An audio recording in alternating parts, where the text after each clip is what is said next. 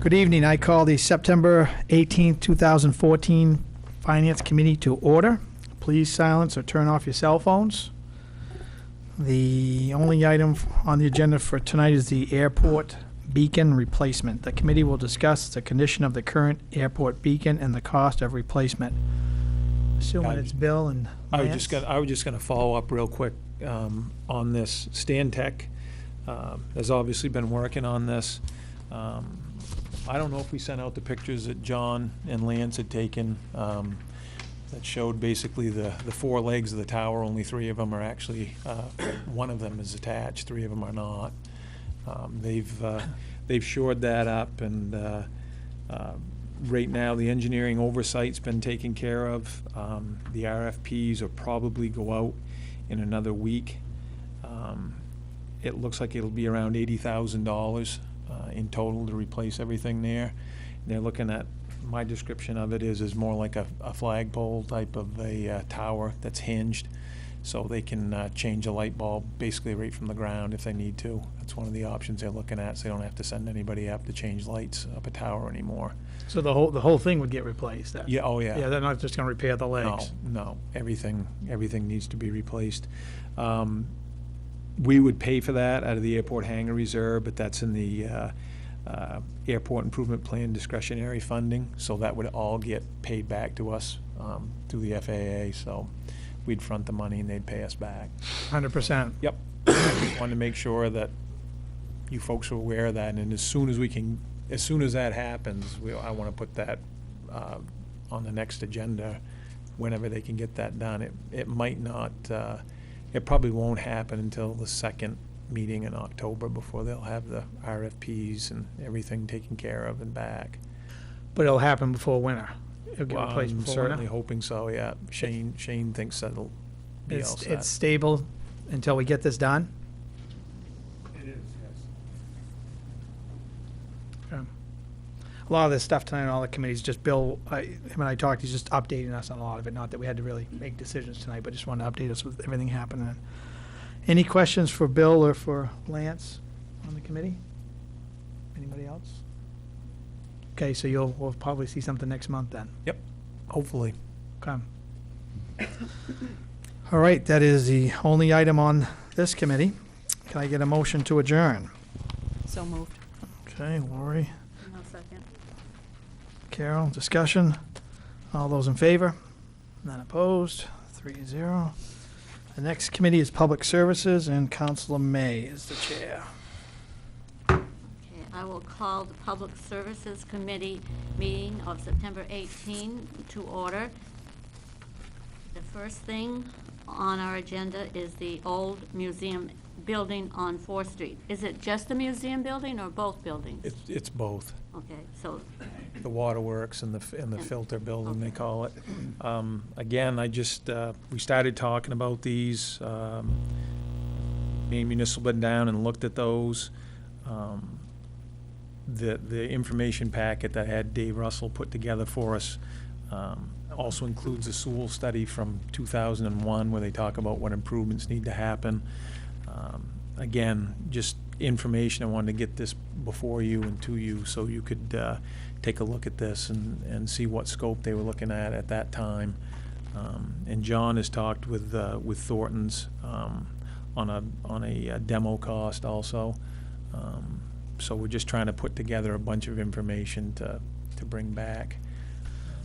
So the number on top here, that's what it was back then? Right. To go in and take Right. the mold out and take Yeah, everything? Well, yeah, and if you look in there, that wasn't even necessarily to have use of the buildings. That was more or less for storage access for both of those.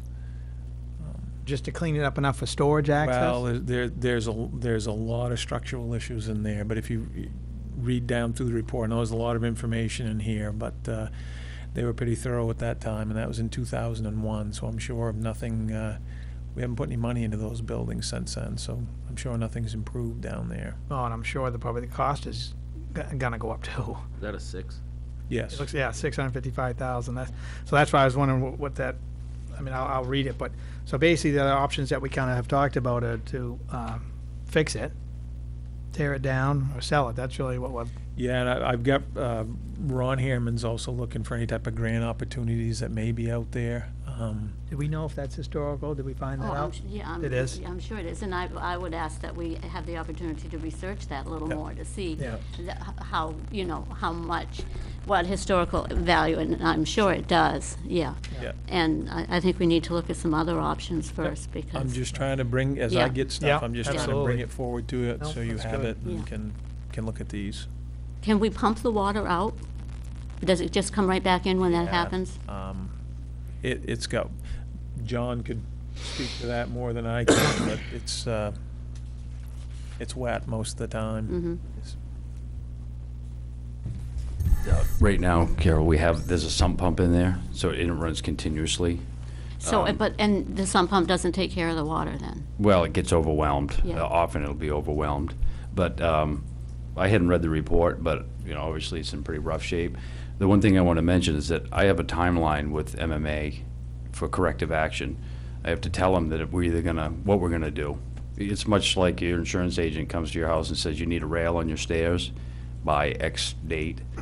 So somewhere along the line, I have to say we're gonna remediate it, or we're gonna do whatever. But, so the clock is ticking, so to speak. Basically, we don't have all year to figure it out. Right. Yeah. I have to respond within 30 days, is to give him a timeline on what we're gonna do for the corrective action items, but I have 30 days to tell him when I'm gonna do the rest, but we have to set a schedule, so essentially we have to decide within the next 30 days if we're gonna fix the Plan of stuff, yeah, action. how long we're gonna take to do it, or we can say that we're gonna demolish whatever it is. Oh, and I think within 30 days, Ron can find out if there's any grants out there. That would be the big one. Yeah, and I mean, I think they'll be reasonable with us as far as, if, they just want to know that we're making an Yeah. effort towards Right. doing something. So, Right. as long as we have a plan and bring that forward, I mean, if we fail at those things, that may push us to some of the other things that we don't choose to do, but, Right. they just need a plan in place and. We don't use it for anything now, right? No, I don't, they used to There's store nothing things in in it it. now. I don't allow anybody in there, No. because it's so full of mold and the floor is Mhm. rotted, it's dangerous Yeah. right now, so we keep it locked. Is that price for both buildings, or is that just the one? No, it's That- both. And the This is for tank. both. Does it begin with a 7? Six. 655,000. Oh, But yeah, that's a okay. 2001 report, too. Okay. So we had. I was only mentioning I'd got pricing on demolishing it, but it included the 2 buildings and the tank for the demo, if you saw a price for that. No, And that's it's not not that. No, we haven't seen that. Sorry. Are both buildings in equally bad shape? I was Oh, in it's the the one on the smaller river one one. that's up on the hill for the first time the other day, and it's got a lot of issues. There's a lot of rotted floor, there's standing water in the basement there, probably a foot or so. Holes through the side of it, windows are broken, and they are full of mold. It's black and white mold. It's the nasty stuff. Leaky roofs. Can it be mothballed? Can we just, Like for the winter, you mean? yeah, can we just, It's kind of where it is now. yeah, I know. So, I mean, if we do that, and still the insurance requires us to do something with it? Well, yeah, much like the Old Town Canoe Building, when the decision was made to tear it down, we were essentially, the insurance covered, if it burned, for instance, or was knocked down a hurricane, the insurance only covered the cleanup costs. You don't Yeah. have anything else. So But it if could we be just sealed up that had, way. I don't know, liability or whatever on it, do we need to have, replacement value and all that? Oh. Because, so, I mean, it might not be a huge, just to buy us some more time to see what we could, what the options are. So like, so if we just decide to do nothing with it and keep it, we're still gonna have insurance on it. We still have to have insurance on it. Yeah. Yeah, you can't just not have it. Right. But essentially, you say, the door, everything is boarded up, and you have extremely limited access to it. Yeah. Fire department, and then police, and Right. an occasional check for vermin or, more damage, that's it. Okay. Thank you. So you're not asking for any decision tonight? This is No. just No, no, no. information? Just information. Okay. Yep. Did anyone else have any questions? Okay, and then next item is dilapidated buildings. Got a few people, I think, to speak on this one, don't we? No? That's Travis? Oh, no, I'm thinking of the next one, I'm sorry. Thank you. Thank you, sir.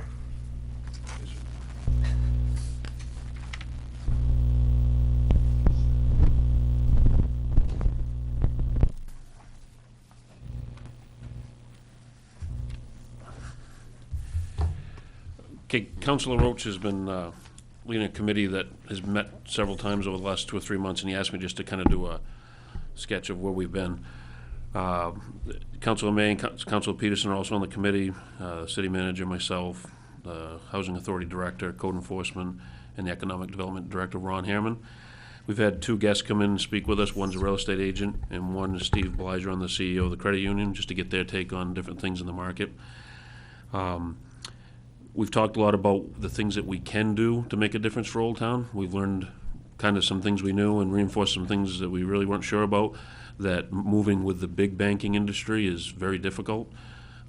Dave Russell will be able to illustrate that for you with 614 Main Street, the burn down, that we've gone through 3 different banks now getting them to tear it down, and then they sell a portfolio of loans and away it goes, and they don't even know who they sold it to. So it takes a long time to track some of this stuff. So we've tried to focus on what we can do, what Old Town can do for itself to help. I know the council has taken some action to focus on pursuit of all the properties that are on the municipal foreclosure list, to see what we can do with those, which ones we can dispose of, which ones we can't.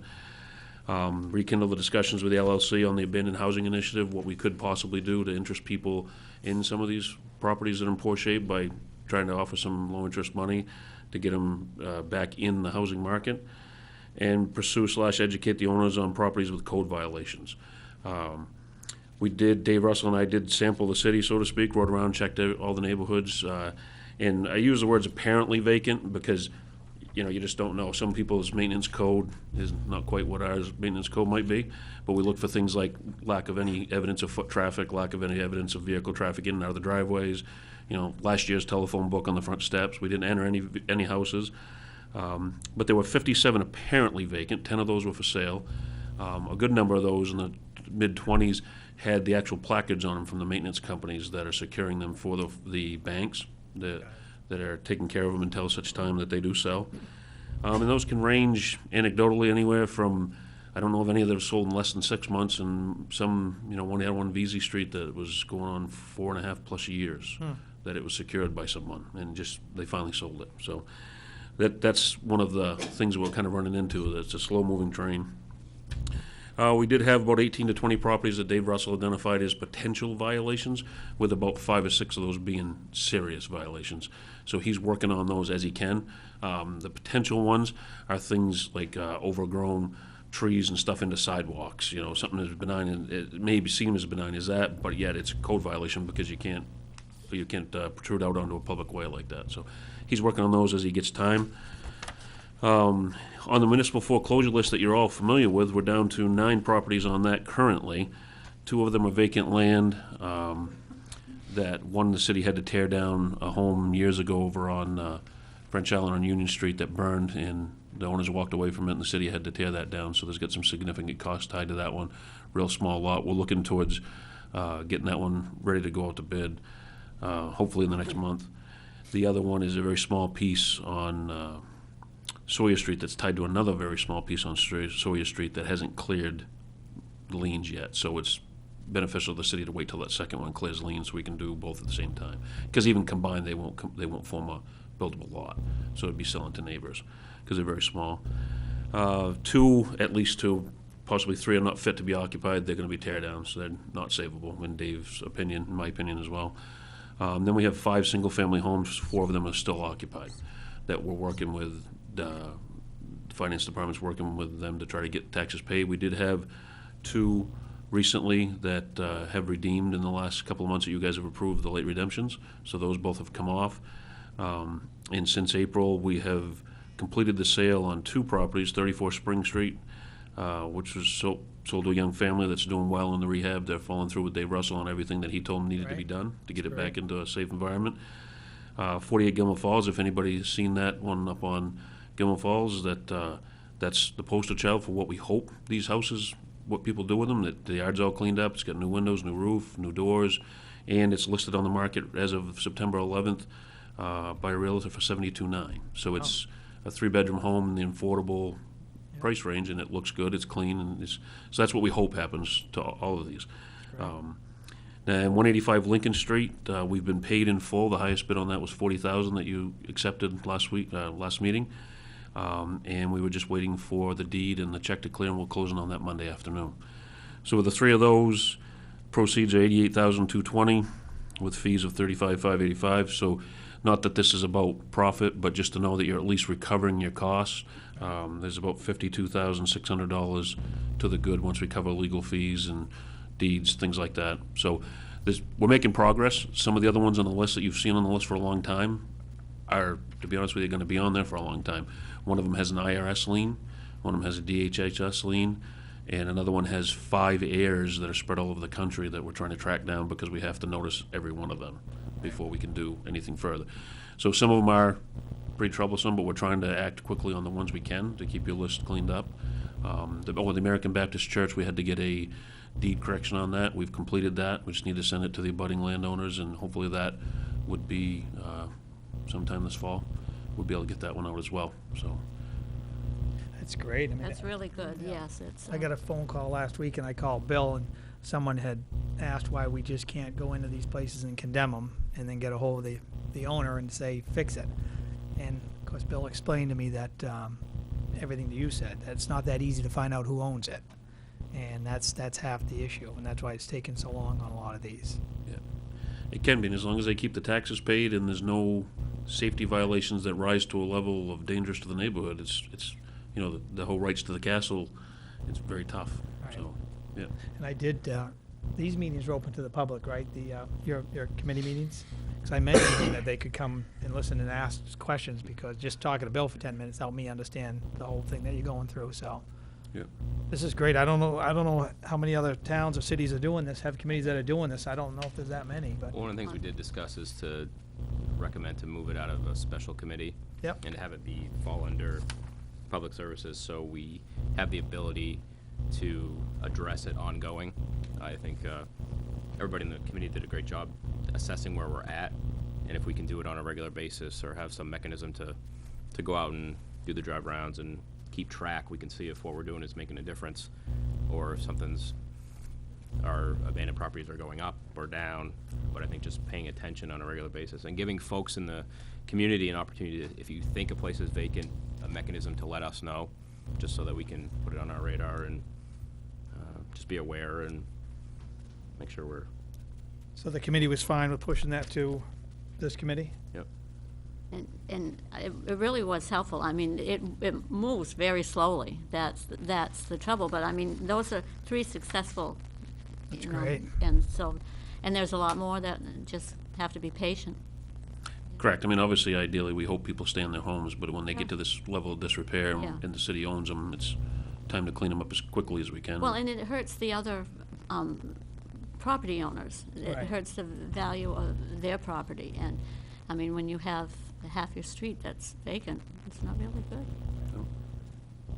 Thank you very much. That's great. So, That concludes the Public Services Committee. May I have a motion for adjournment? So moved. Second. All in favor? None opposed? Okay. All right, so the next committee is Economic Development. That is Council Nettle. Roach Peterson, okay. Call to order the September 18th, 2014 Economic Development Committee. First thing on the agenda is the committee will hear an overview from a representative from CES on the transfer station CDD landfill pile. Yeah, we asked Dennis St. Peter from CES to come up tonight to address the council. I have his handout here.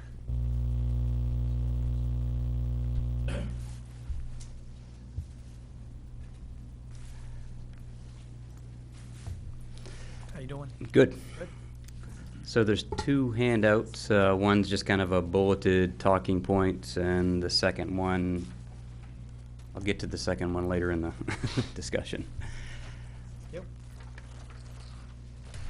So CES does the ongoing monitoring and reporting for the CDD landfill. So CDD stands for Construction Demolition Debris. That's city-owned landfill. It's a special type of landfill that's less than 6 acres. It's referred to as a attenuation landfill. so it doesn't have a liner system underneath it. The state gave special permission for these types of CDD landfills to be attenuation landfills as long as they're less than 6 acres. The application was originally submitted in 1988. The area is about 3.19 acres, and the capacity was originally 69,000 cubic yards. I'm trying to give the relevant facts leading up to kind of the punchline of the decision that the city has in front of them. But there was a relicensing requirement that the city was timely on, but the department didn't take action on it. That becomes relevant, and I'll tell you why in a second. But there was also a minor revision in October 2008, where there was one of the conditions that clearly said that the city should continue operating the CDD landfill in accordance with its operational manual. The current estimated capacity, and we estimated the capacity in 2013, and I know that there's been some additional demolition debris deposited since then, but it was somewhere around 32,000 cubic yards remaining.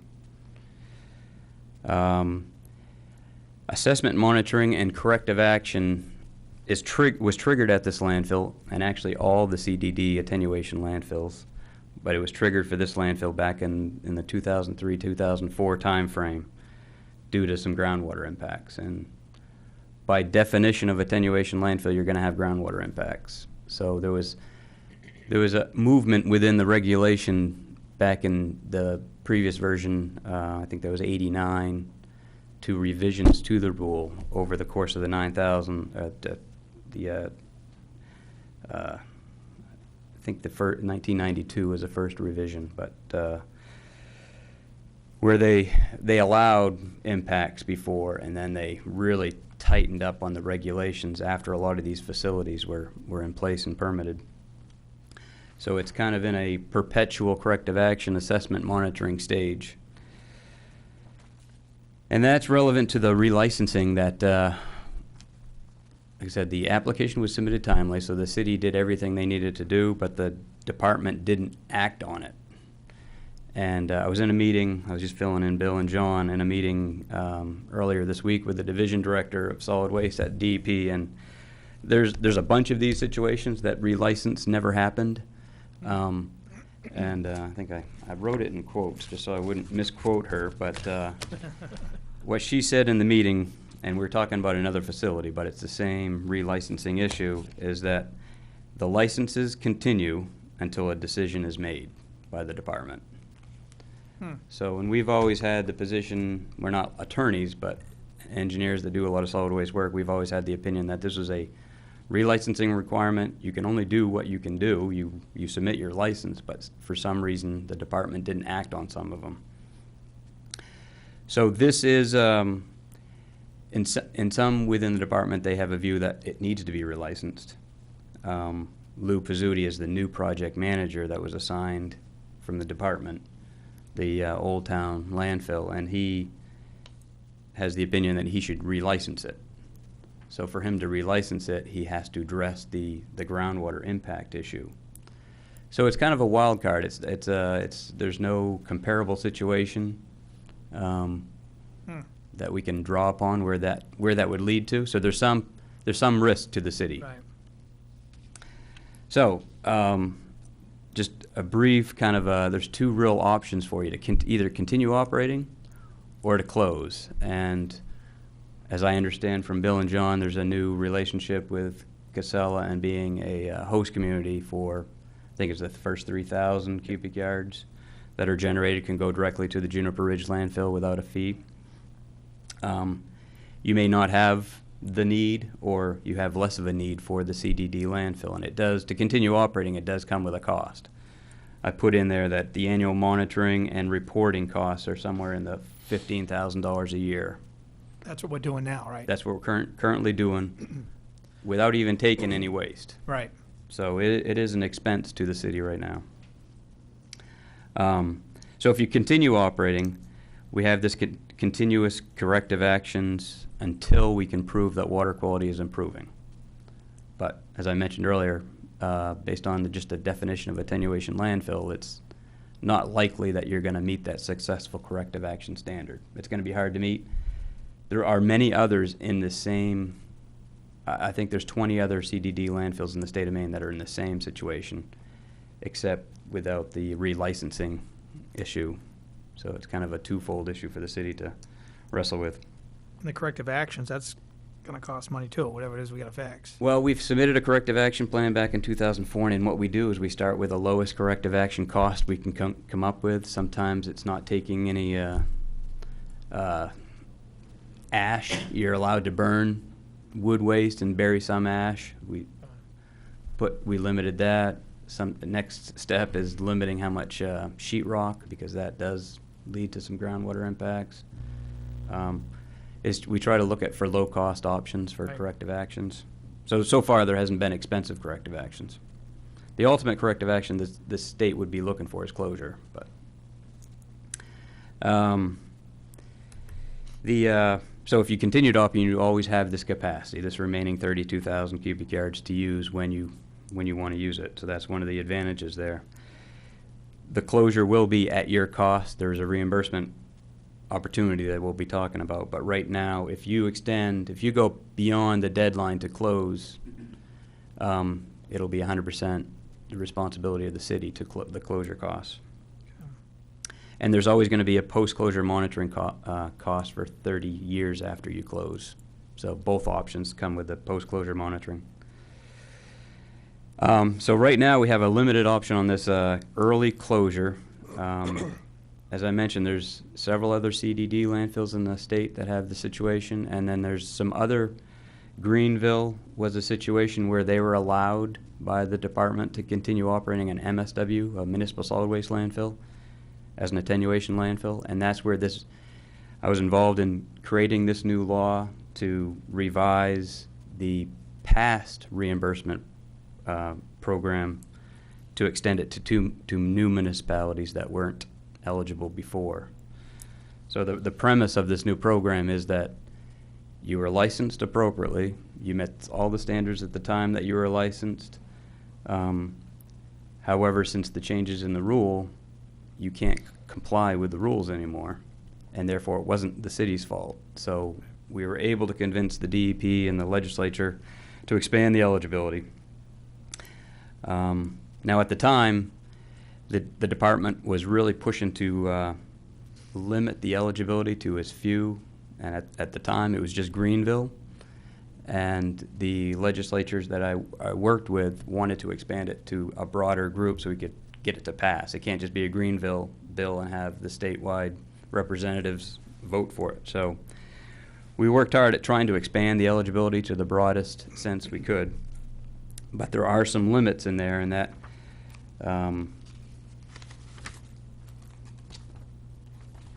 two conditions that you must meet.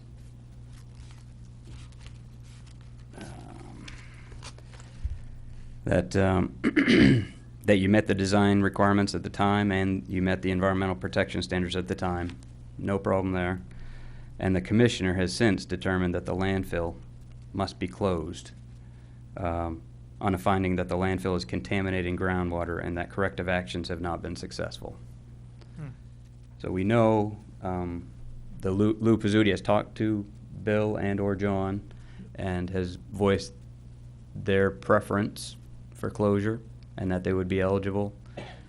I have talked to Brian Beneski of the DEP, who manages that program. He has said that the city of Old Town is eligible, and it has to come from them.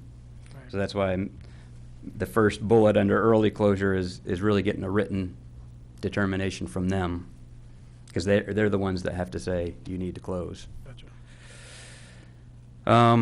One additional option that we mentioned to John and Bill were that you could use your capacity until you close. So the deadline is 2015. You could use later this year, early next year to place waste We can still put stuff in there up Yep. until then. Okay. with an opportunity to charge a tipping fee, generate some revenue to help pay for the closure. And then the reimbursement amount is 75% of the closure cost, so that includes all costs associated with the closure. So engineering, construction quality assurance, there's a permitting process to closure. So all those things are eligible. The DEP formula for reimbursement, it's not an automatic reimbursement. I provided you the latest press release that the department has on providing funding to the eligible municipalities. So they do it twice a year, in the August timeframe and then in the January timeframe. So this last time, they were able to distribute $400,000 to the following communities. And they have a formula that none of us know exactly what it says. Go figure. And I heard it's changing a bit, but you can see that the different dollar amounts. When we started this process out with Greenville, they just didn't have the money to close because they had to close early, and they're getting $69,000 every 6 months, so they weren't counting on that. So they're extremely happy that this program exists. So you don't, okay, so you don't get the full reimbursement in 1 year. Right. And it's hard to estimate how long it's going to take. Right. We could work with Brian Beneski a little bit to forecast a little bit on that, Okay. so that the city understands better. Okay. I know that the lower, like Oakland and Belgrade, they're trying to get these people paid off, the ones with the lower amount. So you can see they got a lump sum payment of $10,000, and they'll get one more lump sum payment of $10,000, and then they'll be off the books. Eastport and Pembroke are off the books. But there's new municipalities coming in too, so there's a limited amount of funds, and it has to be shared with all the ones that are eligible. Right. And I'm assuming the bigger amounts here are the ones that they have a bigger landfill, I'm assuming. Yep. Yeah, the Presque Isle one is going to be, it's going to go up even more because we're just finishing a project now. Now, which one of these is similar to ours as far as size? Is it Well, one that's close to it? Presque Isle CDD landfill, it was bigger, but it's probably the most similar. Okay.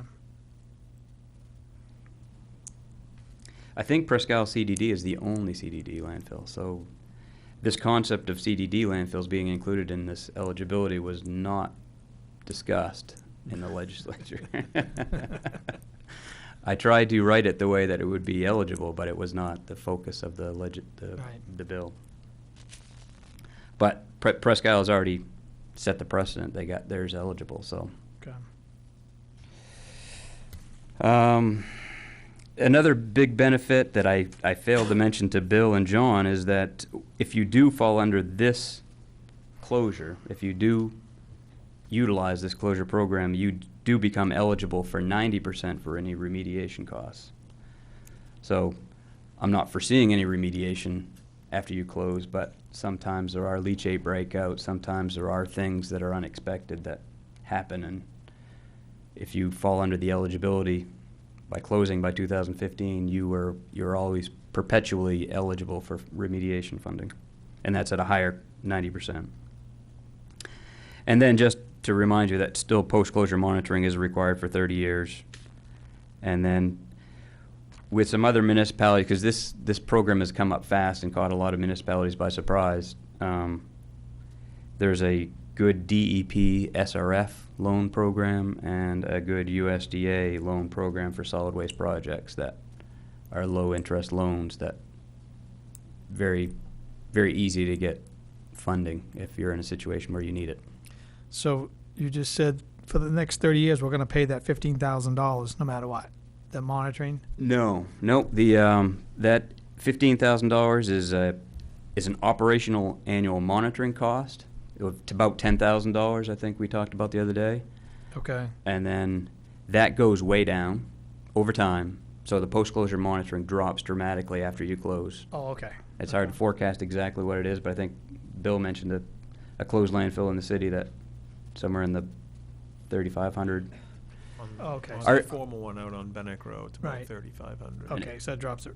Yeah, pretty good. it takes a while to get down to that low, but there's a part of the closure process is negotiating a post-closure monitoring plan.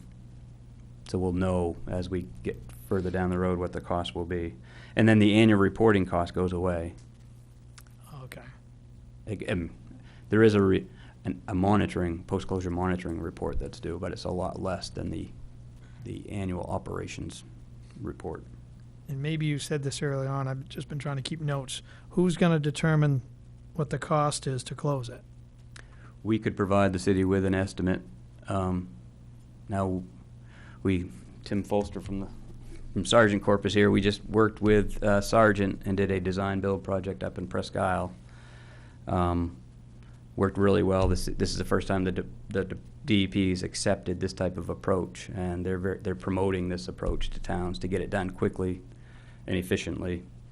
So we could provide an estimate to close.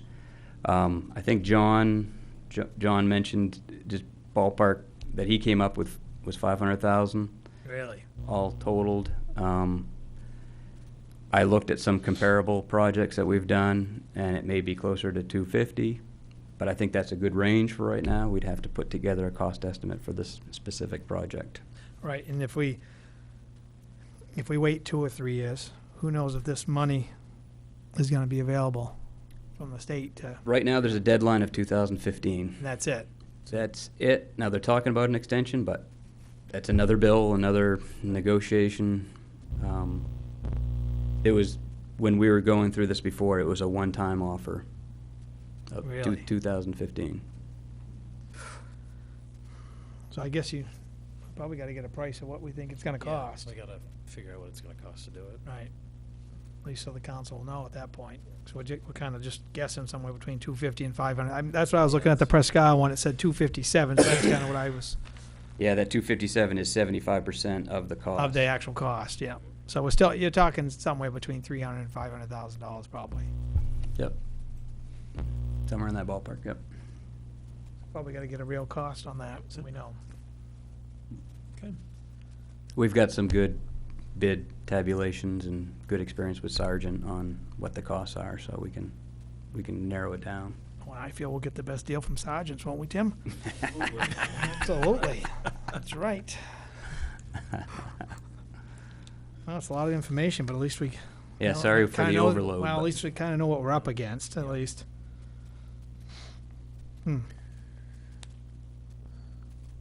Anybody have The anything else? change in personnel kind of brought on the whole situation. The And what? now the change in personnel at DEP Oh, I kind see, of yeah. brought on the whole situation, so now we really need to deal with it. And, I think there's a lot more risk to the city by continuing the operation, because that could be very expensive if we go out and get no closure help at all. Right. How much maybe you said this, how much we bring in there now per year as far as stuff, do we know? Well, forecast is less than 3,000, so you would be zero. Okay, so if we're bringing less than 3,000, we can take that to Juniper Ridge.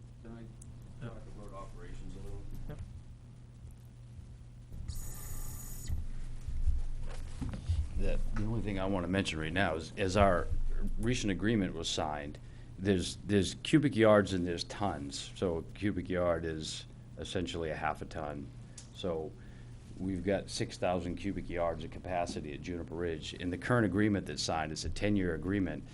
We don't anticipate getting close to the 3,000 tons or 6,000 cubic yards, because historically, we've only been about 1,900, so there's additional capacity. Our future plans don't call for using this landfill anyways, because everything's gonna be going into a can and shipped up the road as part of that capacity. Okay. So, at this point, if we could sell some capacity, we don't go to full capacity, but to help fund it, it's kind of a no-brainer at this point to try to close this thing. Because we've got, what's the host agreement at Juniper Ridge for another 20? Yep. And if you look at the current capacity, what we have left for capacity and what we've been delivering, it's 10.67 years would be at capacity here. So in 10 years, you're gonna be faced with what could be a $500,000 bill now. In 10 years, who knows what that's gonna cost? Right, And we're gonna be footing all of it.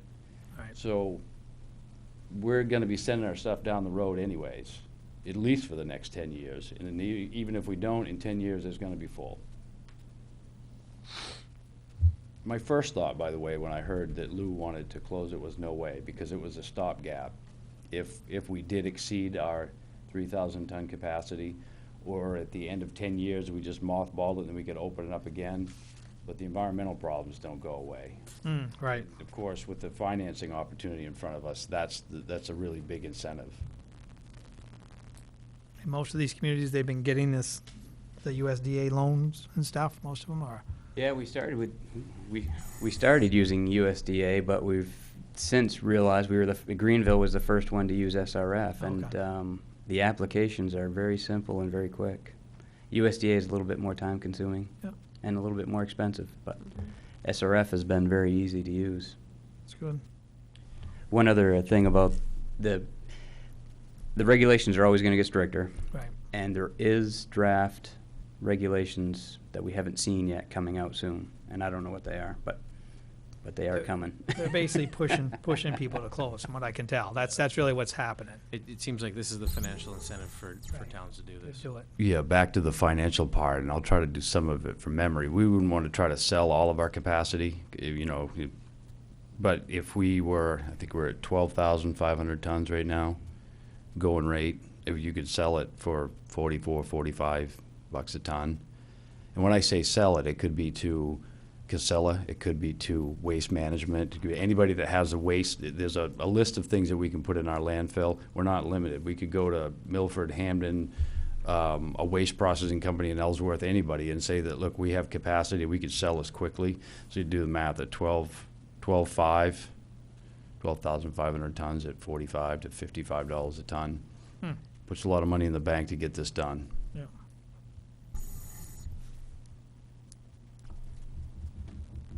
If we sell those tons, make a bigger barrel, does it cost us more to close it? Yeah. Yeah, if you expand the footprint, it'll cost more. But I think I was looking at the topo a little bit earlier, there's an obvious area that you could fill in with and make it more cost-effective to close. So we look at this, we work with John to figure out what size you'd want to do. And I think I mentioned, I don't think you want to do the whole capacity because you'll be in danger of losing your eligibility. Right. Because it's supposed to help those communities that have to close early. Right. But if we did 50, that's, the At least we 12.5 did was some based of on it. 50% of the capacity that we have Right. left. Right. And, I mean, it doesn't look like you're trying to pack it all in there, and, you could very well be helping somebody else out. I think we had asked, is there any projects like Old Town Canoe? Right. We were lucky that we had that capacity. There may be some other community that has a project like that the state is trying to help get torn down, but they need a place to put it. Well, we may be able to work something out like that. We're just looking to at least get the match, the 25% out of that remaining capacity. At least that much. I just wanted to stress that operationally, we're all set for the next 10. Okay. That's good news. Anybody have anything else? You'll bring this back to us as soon as you get a price? When's the next meeting? Every Monday, every first Monday and third Thursday of the month. 2 weeks from now is the, yeah. Is that when you'd like it? Soon as you can turn it around. Yeah, I mean, timeline-wise, we were just doing, what-ifs and rough schedule, and it may see 2015, the end of 2015 may seem like a long time, It's not. but it's not. No. No. For all that we have to do, the filling the capacity is probably the easiest part. Right. And I know that with a design build, it makes things go much smoother and faster typically, but still, that's almost tomorrow. And how long would you find out if we're eligible to get the SRF loan? I called him today to see for the SRF? Yes. John True is have you worked with John? I know his name. It's usually pretty quick. I think within a week or two, we could find out Oh, if okay. there's funding and, Yeah. That's a funding source that Frank uses often as well, Frank Kearney from Water. Okay. So Yeah, we have I haven't, but we have familiarity within the city. the city. People have gone Okay. there. yeah. Looks like maybe we'll know something in a couple weeks then. Yeah. Yeah, and it's a permitting process, so this is, it takes a while. We have a motivated signer of the permit. He's the one that initiated it. So, again, I think it's a no-brainer at this point. Yeah. Yeah, they wanted Presque Isle to close their, a lot larger section, a MSW section. Really? We did that from concept to closure in less than 11 months, Wow. which that design build process was very instrumental in that happening. Permitting with the DEP solid waste is not that fast, so. Doesn't surprise me. All right, thank you, guys. Thank you. Next on the agenda, we'll hear a update on the Jefferson Street School building. Just continuing on that, and Ron couldn't be here tonight, he had another commitment. He's had 3 showings up there so far. He's got 2 more scheduled. So far, none of those have worked out, but you never know what may happen here going forward. We're still trying to work with Old Town Housing Authority. The LLC has some concerns with the type of apartments, whether they'll be market value or not. We're trying to nail that down exactly what those will be, and talking with Lori.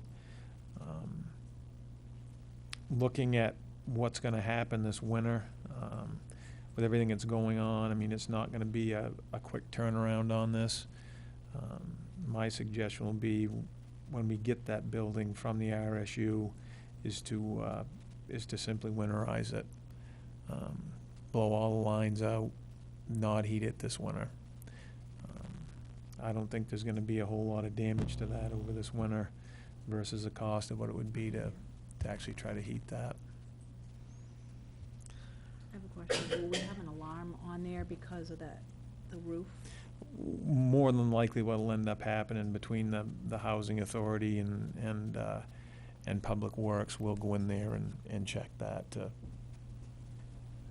monitor it and make sure that, you know, it's not overflowing or leaking in the building.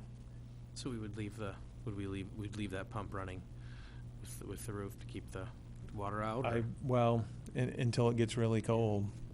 And I haven't really had a chance to talk to John about what we could do to, if anything, to try to, you know, to button up that part of the roof or put some type of temporary patch up there to get us through just the winter. Yeah. Now, you mentioned the Housing Authority. I mean, if we do end up going that direction, if no one else is interested in it, we'll have something in writing that will state what it's going to be. That's I mean, it's not going to just be hearsay. We'll have definitely something in writing. So, I mean, I'm not too as concerned about that, because I know the council feels the same way as the LLC. They expressed that. So I feel comfortable that we'll have something. I know we'll have something in writing that will not let that happen.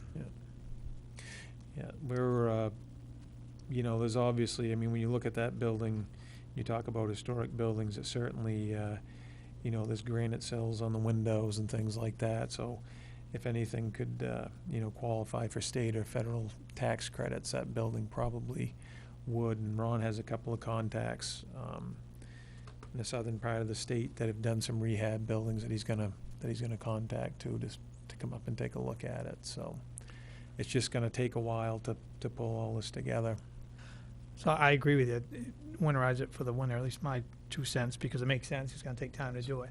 What's that going to cost? Is that a lot of money to do that, or is it something? No, I mean, I think the biggest thing that John, you know, mentioned, it's the same idea as what we did with the Old Town Canoe. I mean, I think MMA's biggest concern is making sure that the building's secured, that no one can get into it, basically from ground level. So, I mean, we will have to buy some plywood on the backside.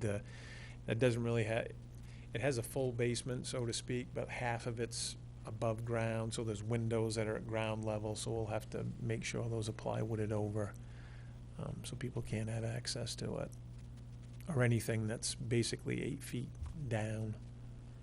When do we get it, the building from the RSU? When does that happen? I'm working on that.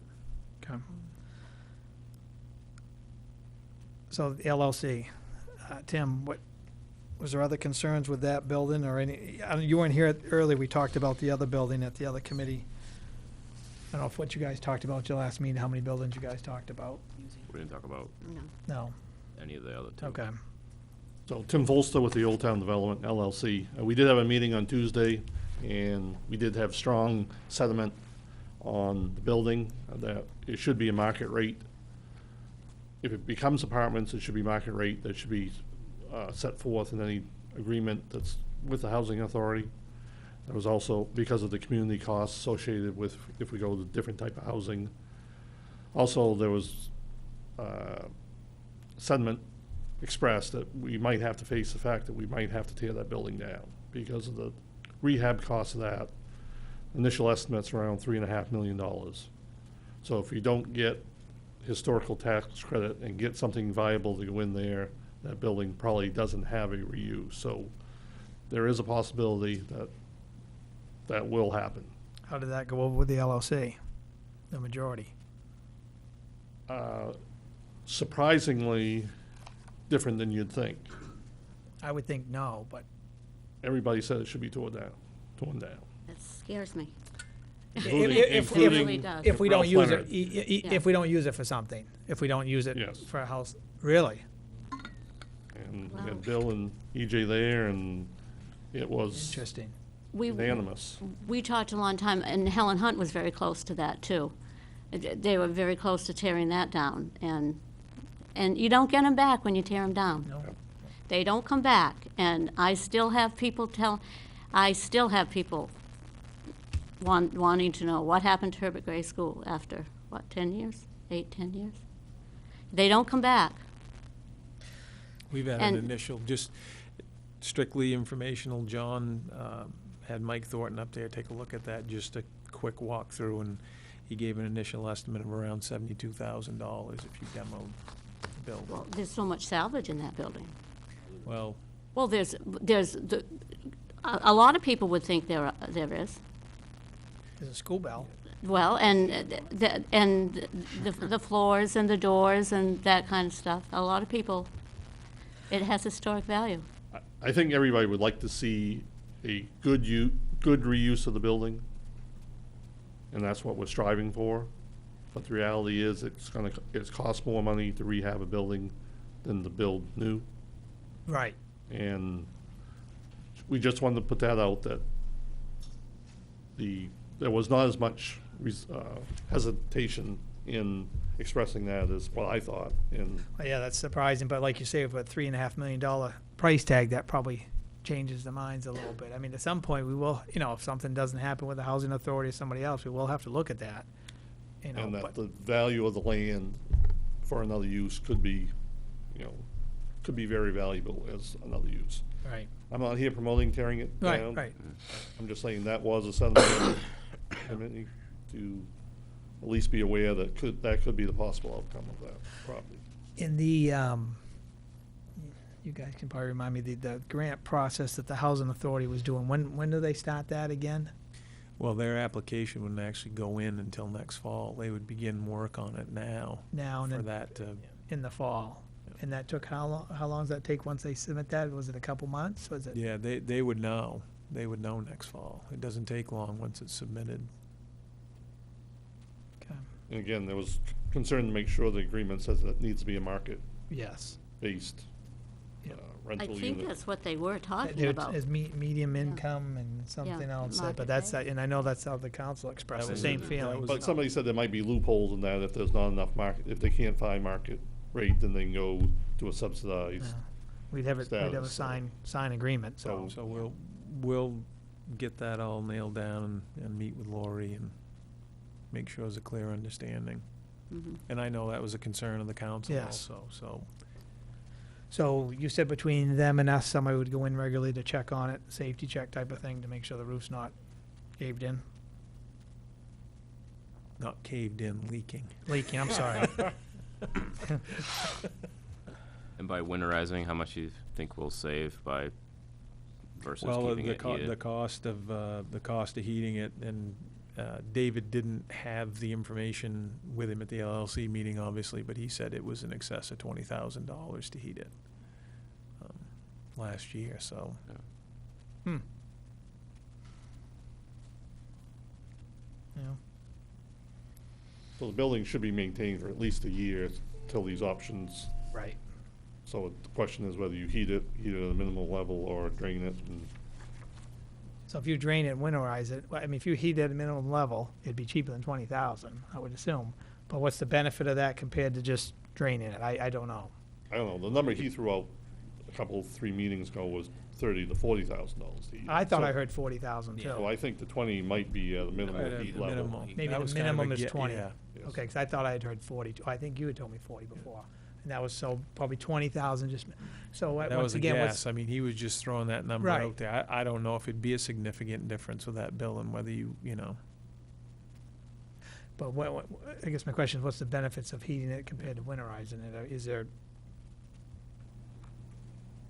I don't know. Winterize it, you don't have to worry about it. You're just done with If it. you heat it, you need to check it on a regular basis, because if the heat stops for one reason or another. you Stuff's got a gonna problem. freeze out. Yeah.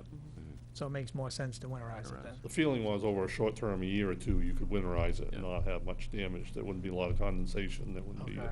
a lot of damage caused in the short term. Then that gives everybody time to figure out what we're gonna Yep. do with it. Thanks, Tim. Good. Thank you, Tim. Thank you. Thank you, Tim. All right. If there's nothing else, call for motion to adjourn. So moved. Second. All right. Okay. Need a break? Are we okay to keep going? Okay. Let me just move my stuff aside. Thank you, sir. I call the September 18th, 2014 Special Council meeting to order. Flag salute.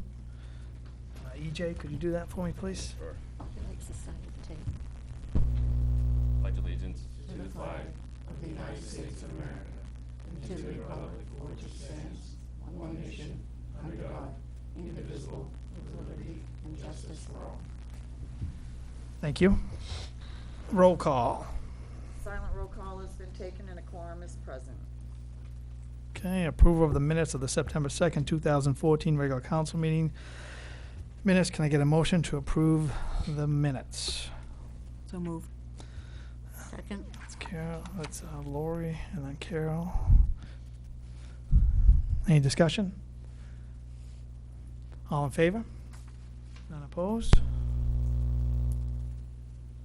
Petitions, communications, citizens' requests. At this time, is there anyone from the audience that would like to discuss an item that is not on the agenda? If so, please come forward, state your name and address.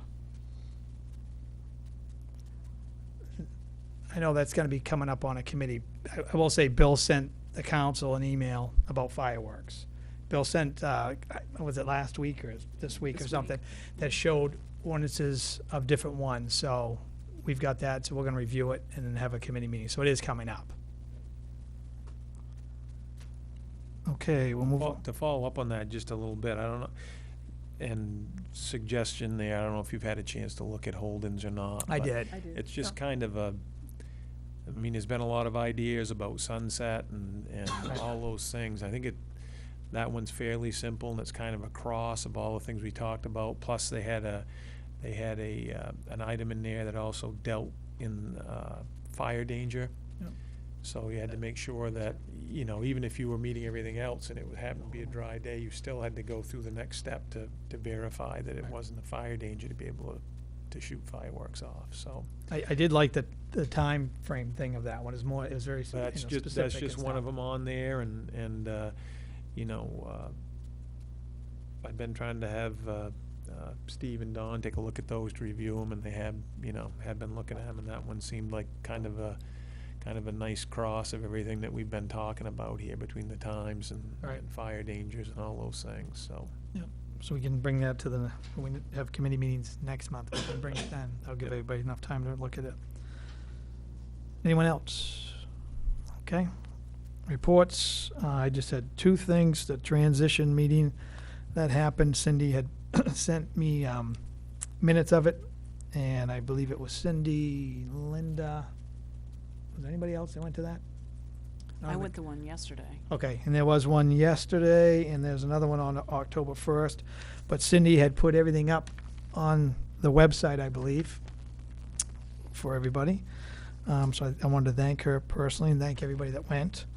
And like you say, Laura, you went yesterday. How did that go? Fine. It was mostly about insurance and what they're going to do if something happens. Okay. And the one for October 1st is about same type of thing, just a follow-up maybe? I think it's going back to follow up from the first meeting that you guys went The to. first one? Yeah. Okay. So that brings me to the second thing for me. Bill and I are going to have a meeting with the mill in the next 2 weeks. and try to at least.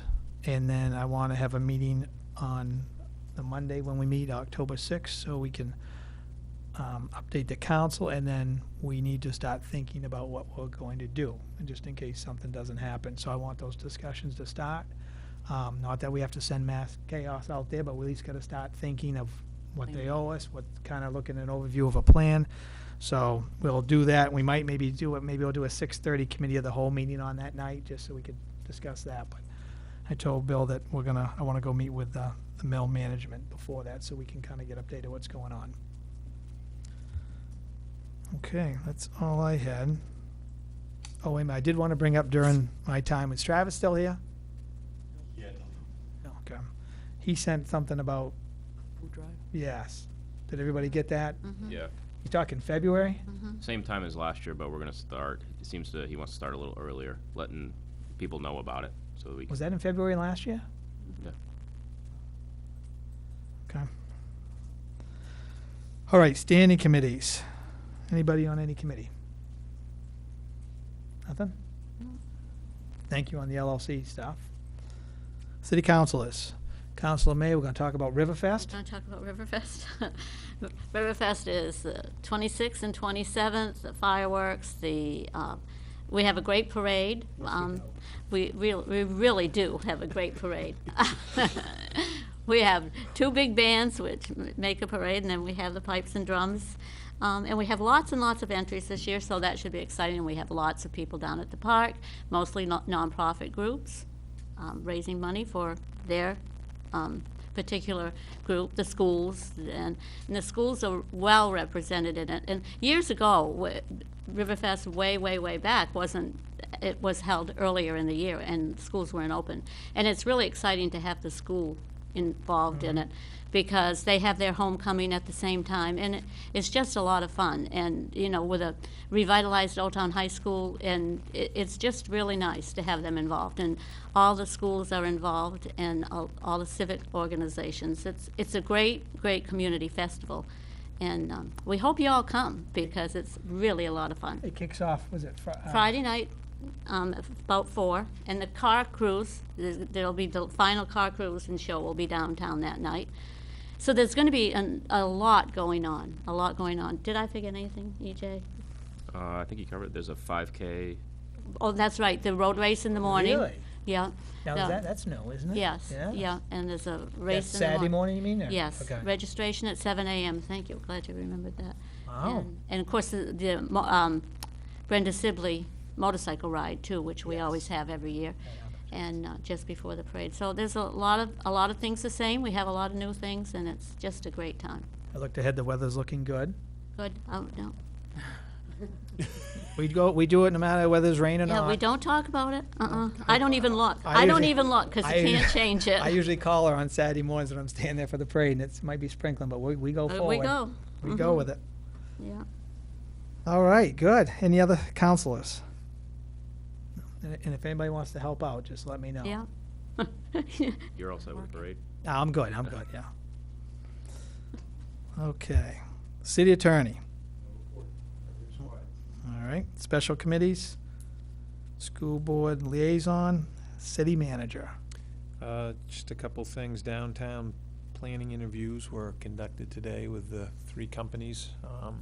Hopefully, in the first meeting of October, we'll have a finalist chosen and bring that back to the council. And Carol's on that committee? Yes, Carol and EJ. EJ too? Mhm. Okay. Yep. Yep. So it went well? Yes, Yes. it did. Good, Yep. Real well. good. Very happy with how all 3 of them actually responded to the RFP. Should be a good process, so. That's They great. should have that, they should have that done hopefully by the end of March. That's the 3 public meetings and back with a full report to us, so. By when now? By the end of March. Okay. Yep. Okay. Yep. I remember they said it was gonna take a little longer than what we'd first talked about, so that makes sense. The only other thing is, anyone driving around, you're starting to really see that the paving is obviously in full swing, and line painting is starting to Is take it? place, so. Except for last Monday morning. He said he's hearing good stuff. I'm I hearing said, good except stuff. for last Monday morning. Monday morning, we had a little Yeah. Paving problem? Couldn't get through town. Oh, yeah. Yeah. But it's to be expected. It's not much you can do about it. It looks And great.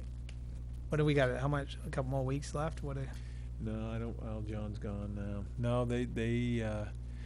I think they've got, just some finished stuff to put down, like on Abbott Street, but as far as binder and all that, they're pretty much done. They've Pretty just much got a done. couple streets left to put down the finish on. They'll be completely done. It's great.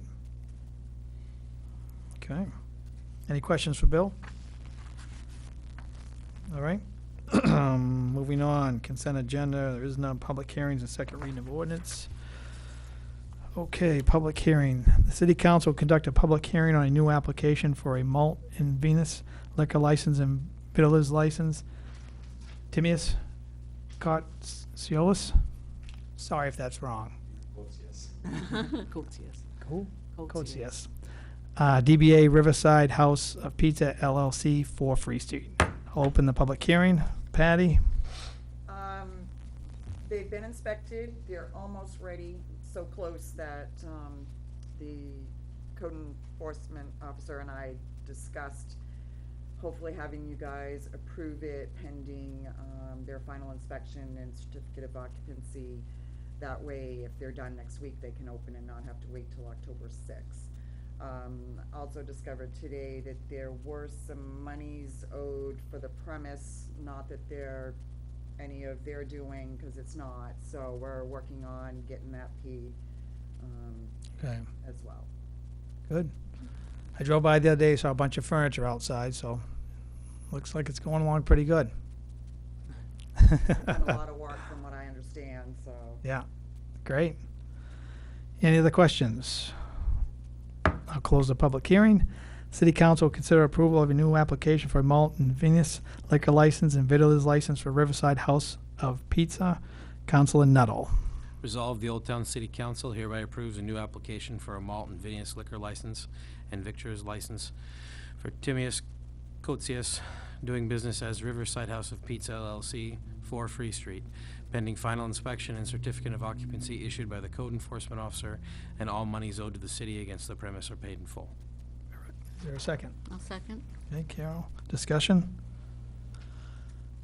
All those in favor? None opposed. Congratulations. Okay, old business, there is none. New business, none. Well, I guess we'll look for a motion to adjourn. So moved. I said, we gonna stay here all night? I wasn't sure. John did the second. Such a good Discussion, guy. all those in favor? None opposed? Thank you, everyone. Have a good evening.